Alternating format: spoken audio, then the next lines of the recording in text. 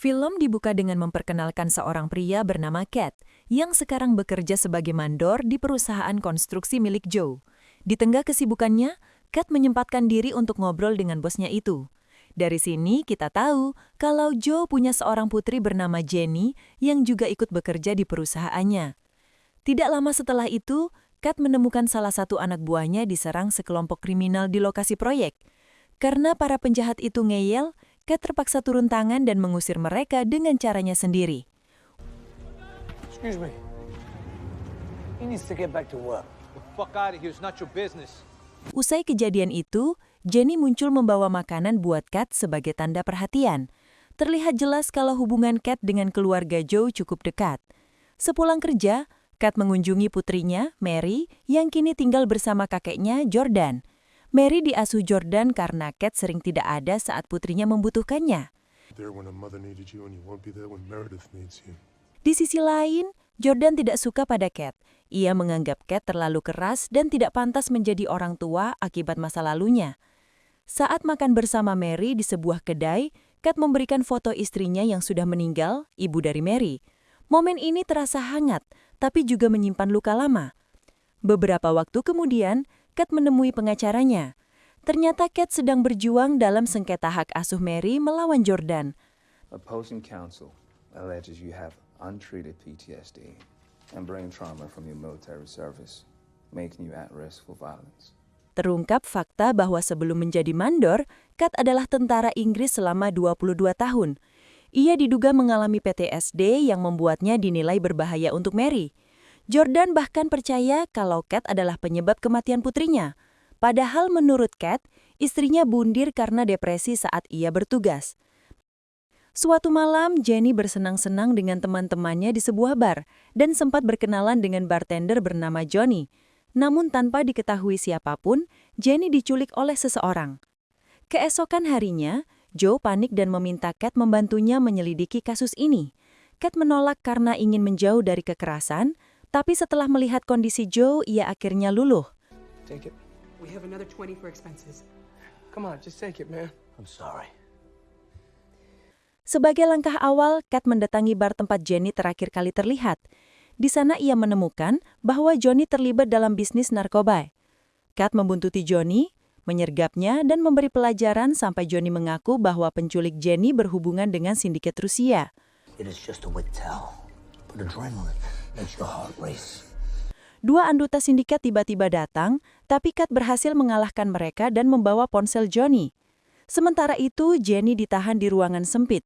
Keesokan harinya, muncul anggota elit sindikat bernama Wolo, yang datang ke rumah Johnny dan marah besar karena uangnya hilang. Cat yang membuntutinya berhasil menemukan rumah Wolo, lalu menyergapnya dan menjatuhkannya ke kolam renang sambil menginterogasi. Dari Wolo, Cat mendapatkan satu nama penting, Dimi. I'm looking for Dimi. Sukin Sin. Selepas Cat pergi, Simon, pemimpin sindikat Rusia, datang bersama dua anaknya. Dari CCTV, Simon mengetahui Cat sebagai pembunuh Wolo dan memerintahkan anak-anaknya menangkapnya. Cat kemudian mencoba mencari data Dimi lewat kenalannya di Satgas Narkoba. Mereka tidak bisa menyentuh Dimi karena ia adalah tokoh besar sindikat. Namun, mereka memberi petunjuk, sebuah bar yang biasa dipakai sindikat bertransaksi. Cat mengunjungi bar tersebut dan bertemu dengan Dutch, sang pemilik. Setelah mengalahkan anak buah Dutch, Cat berhasil meyakinkan Dutch bahwa ia adalah pembeli narkoba yang serius. Dutch percaya dan menyuruh Artemis serta Viper, anak buahnya, mengantar barang. Artemis dan Viper ternyata juga orang yang menjaga Jenny. Mereka menahan Jenny di koper besar dan hendak menjualnya pada seorang pria bernama Rocky. Jenny sempat melawan dan melukai Rocky, sehingga transaksi sempat dibatalkan. Cat akhirnya diundang ke pertemuan penting dengan Dutch. Disitulah ia pertama kali melihat Dimi secara langsung. Cat sengaja memesan narkoba lagi hanya untuk menjaga penyamarannya, lalu kembali membuang barang tersebut setelah selesai.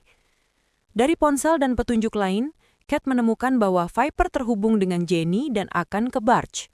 Cat pergi ke sana, namun Artemis menyadari kedatangannya dan mengejarnya. Cat terjatuh setelah ban motornya ditembak. Sheriff setempat yang ternyata bekerja sama dengan sindikat menangkap Cat. Dalam perjalanan, Cat membunuh 2 anak Simon yang menjaganya. Simon yang mendengar kabar kematian anak-anaknya semakin ingin membalas dendam. Sementara itu, anak buah Simon menyerang rumah Jordan. Cat yang menjemput Mary dari sekolah langsung membawa putrinya pergi karena situasi makin berbahaya. Saat tiba di rumah Jordan, bangunannya sudah terbakar. Cat berhasil menyelamatkannya, tapi Jordan tetap menyalahkannya. Demi keselamatan Mary, Cat menitipkannya di rumah Gani, teman lamanya. Gani memberi Cat sejumlah senjata untuk menghadapi sindikat. Rocky akhirnya menghubungi Viper dan menyatakan bersedia membeli Jenny. Artemis dan Viper menyiapkan Jenny untuk transaksi. Sementara itu, Cat menyerang markas Dimi, mengalahkan orang-orangnya, dan menangkap Dimi hidup-hidup. Dimi mencoba menawarkan kesepakatan, tapi Cat tidak percaya. Cat menyeret Dimi yang masih terikat menuju lokasi di mana Jenny akan dijual, yaitu tempat Rocky. Dimi akhirnya mengakui bahwa ia memang menjalankan bisnis perdagangan wanita dan Viper bertugas memotret korban untuk ditawarkan ke para klien. Tanpa ragu, Cat mengeksekusi Dimi.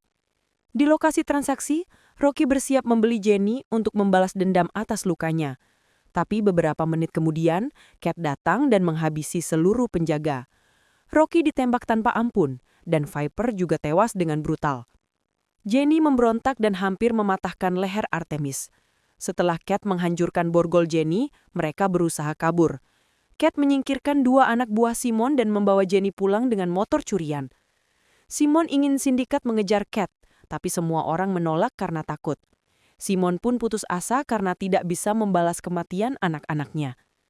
Keesokan harinya, keluarga Joe sangat bersyukur karena Jenny pulang dengan selamat tanpa luka serius. Cat kemudian menjemput Mary di rumah Gani. Gani yang melihat Cat kembali dalam keadaan utuh langsung tahu kalau Cat sudah berhasil menyelesaikan semuanya. Cat, Mary, dan Gani pun makan bersama dalam suasana hangat. Film pun ditutup dengan momen damai itu. Film ini ngingetin kita bahwa hidup nggak selalu berjalan mulus. Dan masa lalu yang kelam nggak selalu berarti masa depan kita gelap. Kadang, seseorang yang terlihat keras atau bermasalah sebenarnya lagi berjuang sekuat tenaga untuk memperbaiki hidupnya. Lewat kisah Cat, kita belajar bahwa keluarga bukan cuma soal hubungan darah, tapi tentang siapa yang tetap kita lindungi, siapa yang kita perjuangkan, dan siapa yang tetap berdiri di samping kita ketika dunia terasa berat. Film ini juga nunjukin bahwa keberanian bukan cuma soal melawan musuh, tapi juga melawan rasa takut, rasa bersalah, dan bayangan masa lalu yang terus membayangi. Dan yang paling penting, setiap orang punya kesempatan kedua, selama ia berani untuk berubah dan tidak menyerah pada apa yang ia cintai.